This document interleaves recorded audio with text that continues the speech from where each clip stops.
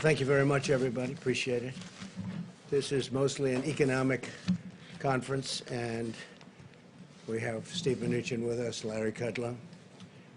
I'd like to just announce the spectacular news for American workers and American families and for our country as a whole. There's not been anything like this, a record-setting. It was just put out that the United States economy added almost 5 million jobs in the month of June, shattering all expectations.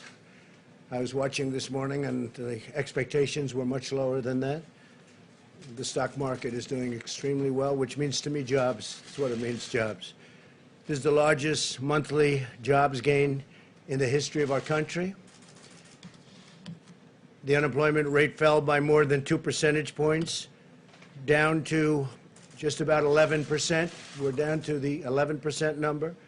We started at a number very much higher than that. As you know, we broke the record last month, and we broke it again this month in an even bigger way. This news comes on top of May's extraordinary jobs report, which was revised upwards, by the way, to 2.7 million jobs. It was 2.5, that was last month, and that was a record setter. But it actually got a little bit better. We revised it. It was revised upward to 2.7 million jobs, for a combined total of 7.5 million jobs created in the last 2 months, and that's a record by many millions of jobs. So it's 7.5 million jobs created in the last 2 months alone. Today's announcement proves that our economy is roaring back. It's coming back extremely strong. We have some areas where we're putting out the flames or the fires, and that's working out well. We're working very closely with governors, and I think it's working out very well. I think you'll see that shortly. In June, we added 2.1 million leisure and hospitality jobs, 740,000 retail jobs, 568,000 education and healthcare jobs, 357,000 service jobs. These are all historic numbers. And 356,000 manufacturing jobs. And manufacturing looks like it's ready to really take off at a level that it's never been before, and a lot of that has to do with our trade policy, because we're bringing manufacturing back to our country, and these take a long time to get going, and they're now going. So these are historic numbers. I'm really happy when I see 356,000 manufacturing jobs, and that's just a small number compared to what it will be soon because of our great trade deals. African-American workers, really happily for me, made historic gains, with 404,000 jobs added last month alone, and that's a record. And the second largest jump will be last month, and what we have, if you add the 2 months together, it's 700,000 jobs for African-American workers added in the last 2 months, and that's a record by a lot. Likewise, Hispanic employment is up by 1.5 million jobs, a record by a lot. Hispanic employment up 1.5 million jobs. 3 million more women were employed in the month of June, a record. Never had a number like that. Workers with a high school education or less made the biggest strides of all. So people that have just a high school education or have less than a high school education. With unemployment, those without a high school diploma dropped a full 3.3 percentage points. That's the largest drop in recorded history. 80% of small businesses are now open, 80%. And we think we're going to have some very good numbers in the coming months because others are opening. And especially as we put the flame out, getting rid of the flame, it's happening. New business applications have doubled since late March. That's a number that is not even thinkable to achieve this early into a pandemic. The latest ISM manufacturing report rose 10 percentage points, with new orders jumping a remarkable 25 percentage points, all a record. Consumer confidence, which is great, that's a great number to me because that means confidence is really good. If you don't have good consumer confidence, it's like life. If you don't have confidence, you're not going to do very well. Consumer confidence has risen 12 points since April, and 6-month job expectations hit an all-time high. So think of that for a second. With all we go through, with all of the trials and tribulations that we read about every night, much of it totally fake news, fortunately.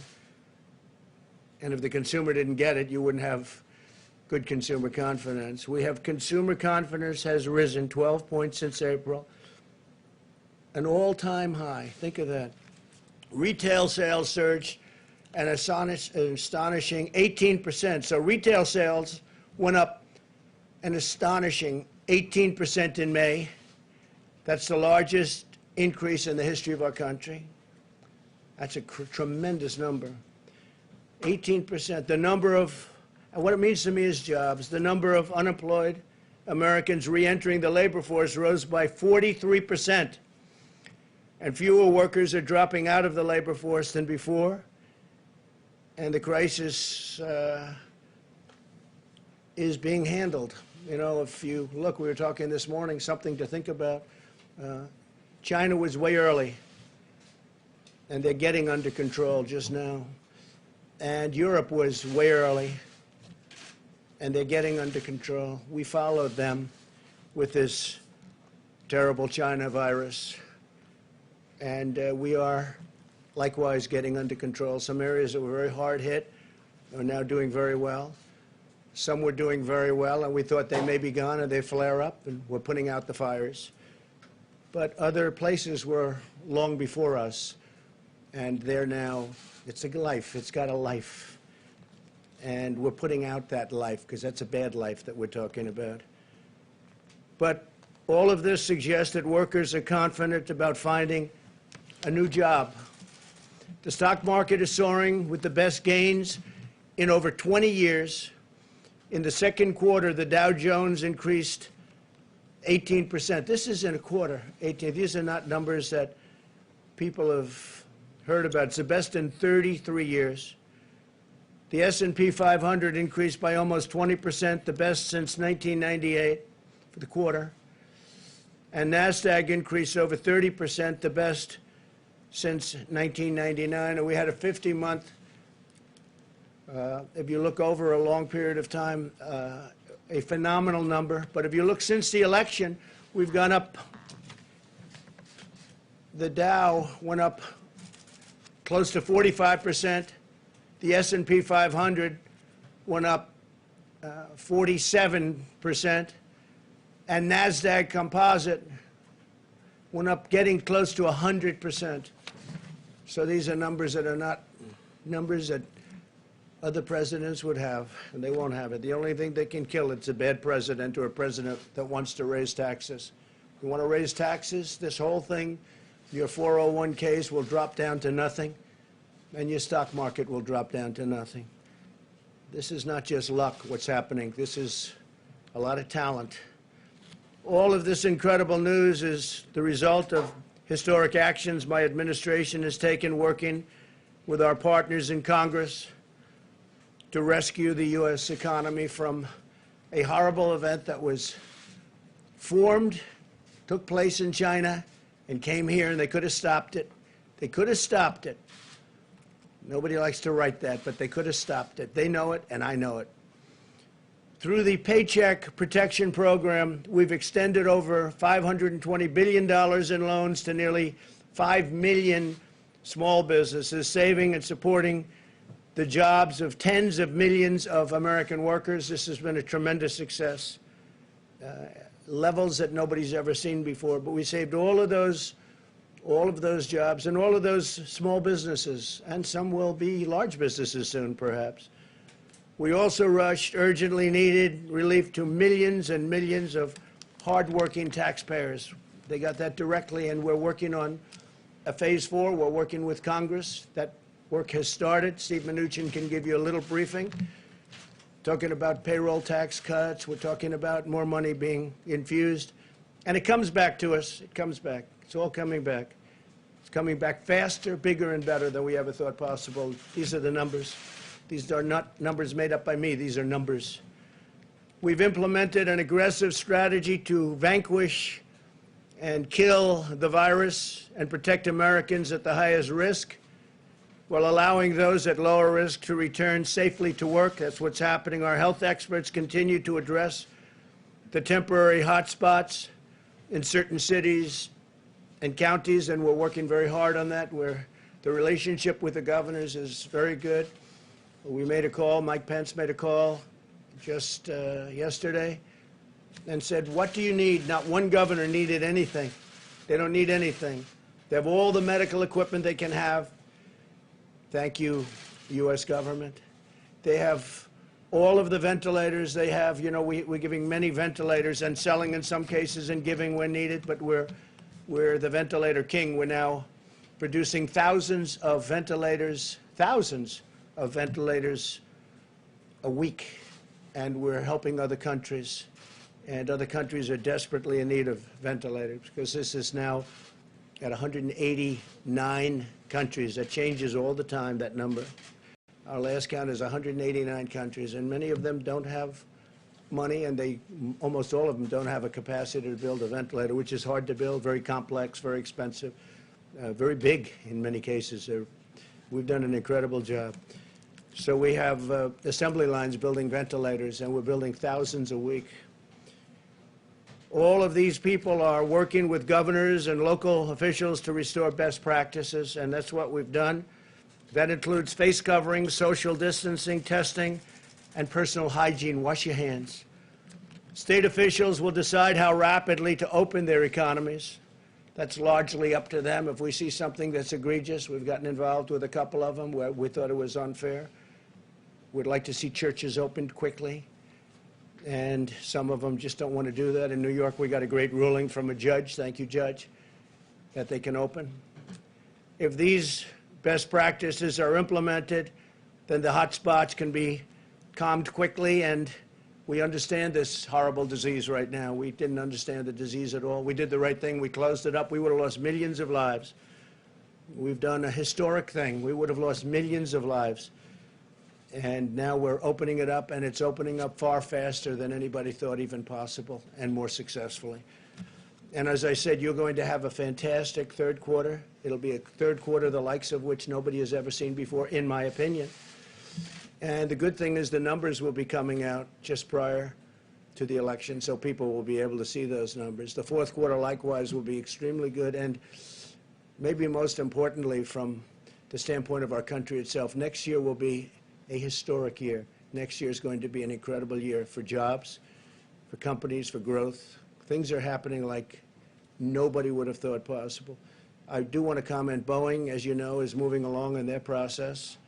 It's been a very hard process, a very complicated process, but they have made tremendous gains, and they're going for approvals on the aircraft, on the 737 MAX.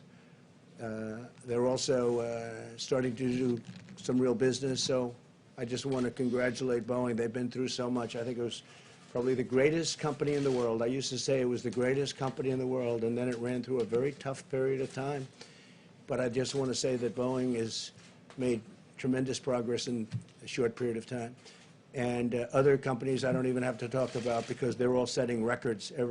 Virtually every one of our great companies is setting records. So I want to thank everybody for being here today. These are historic numbers in a time that a lot of people would have wilted. They would have wilted, but we didn't wilt, and our country didn't wilt. And I'm very honored to be your president. Thank you very much. Thank you.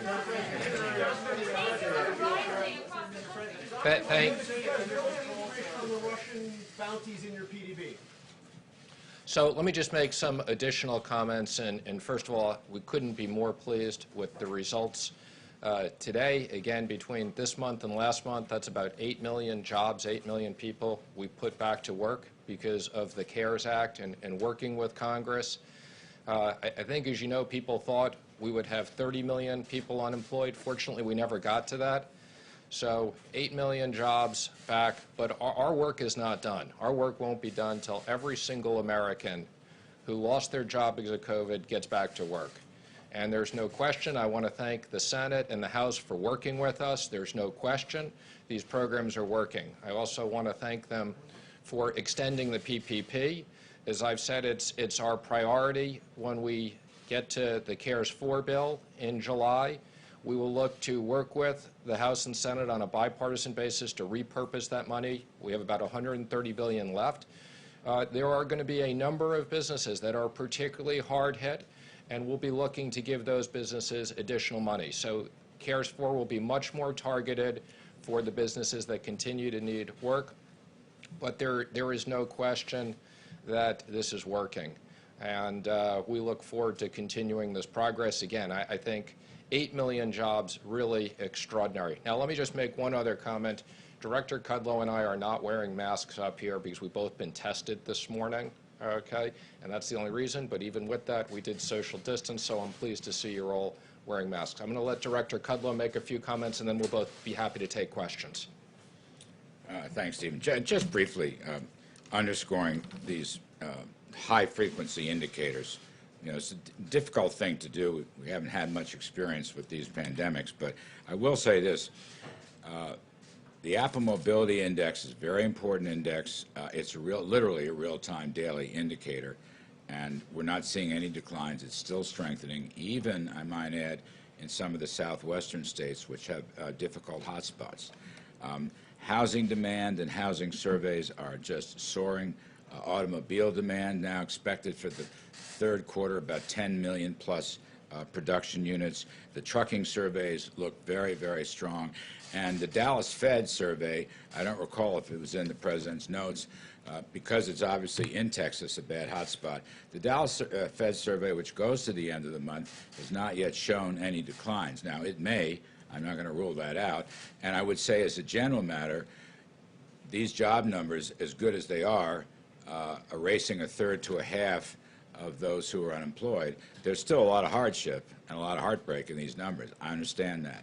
And the economy is on its way back. We have a ways to go. I will, however, continue to reference the Congressional Budget Office, which is looking for a very strong third quarter and second half, and a number of private surveys and private forecasters who see the same story on the V-shaped recovery.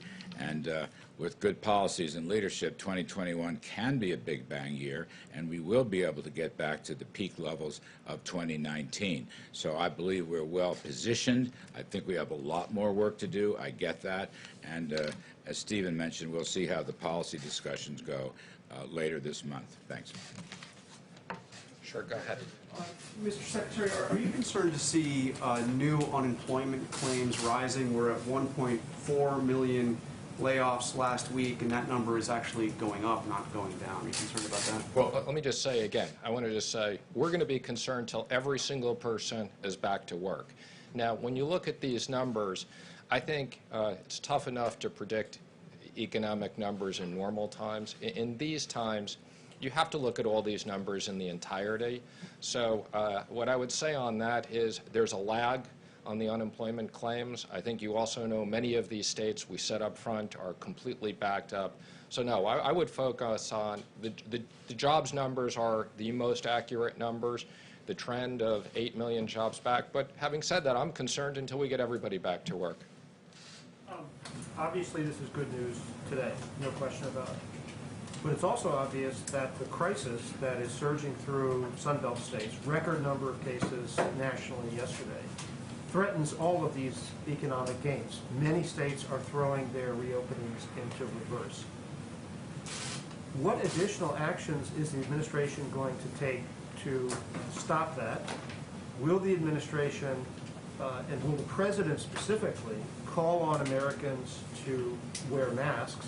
And why don't we have, rather than you guys celebrating good news that it's already happened, why don't we have the coronavirus task force up here giving briefings on how to get under control what is obviously not under control, as Anthony Fauci said this week? Well, let me just say I am on the coronavirus task force, so I'm happy to answer a few of those questions. I can't comment on the schedule of briefings. I'm not aware of that.